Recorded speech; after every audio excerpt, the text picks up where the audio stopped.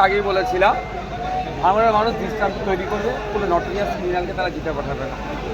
32,088টা লিডে আমি জিতে পেরেছি, ভাঙড়ের মানুষের দোয়া আছে।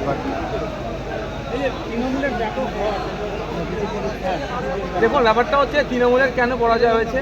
সামান্য একটা স্কুলে তথা মাদ্রাসার ম্যানেজিং কমিটি নির্বাচনে এরা কি করে, প্রার্থী দাঁড়াতে দেয়নি বা সেখানে ছাপ্পা মারে।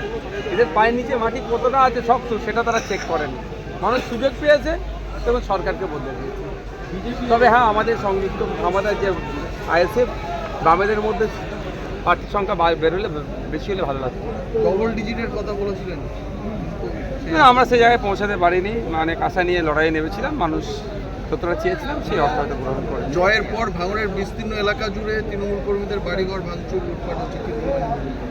আমার কাছে এখনো পর্যন্ত ফোন নাই। যদি এরকম ঘটনা ঘটে থাকে আইএসএফে যদি থাকে, আমি এখনই ভাঙড়ে যাচ্ছি। কোনো ধরনের এই ধরনের অরাজকতা করতে দেবো না।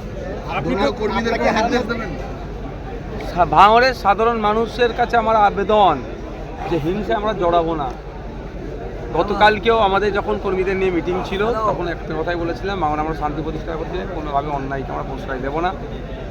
শান্তি শৃঙ্খলার সাথে ভাঙড়ে মানুষ বারবার বলেছিলেন সাম্প্রদায়িক শক্তির বিরুদ্ধে আপনার লড়াই চলবে, বিজেপির বিরুদ্ধে আপনার লড়াই চলবে, কি বলবেন? অবশ্যই লড়াই চলবে, যতদিন এই বিজেপি সাম্প্রদায়িকতা করবে তার বিরুদ্ধে লড়াই চলবে, কোনো বন্ধ থাকবে না। আপনার জয় কি মনে হচ্ছে? শওকত মোল্লাকে যেভাবে দায়িত্ব দেওয়া হয়েছিল ভাঙড়ে, দেখুন, শওকত সাহেব ভাঙড়ে এসে ভাঙড়ের মানুষকে খুন করেছে, এর থেকে বেশি কিছু করেনি।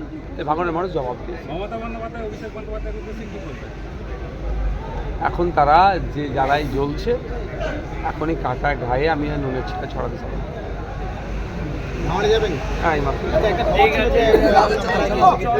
হ্যাঁ, আমি সেখানেও যাবো।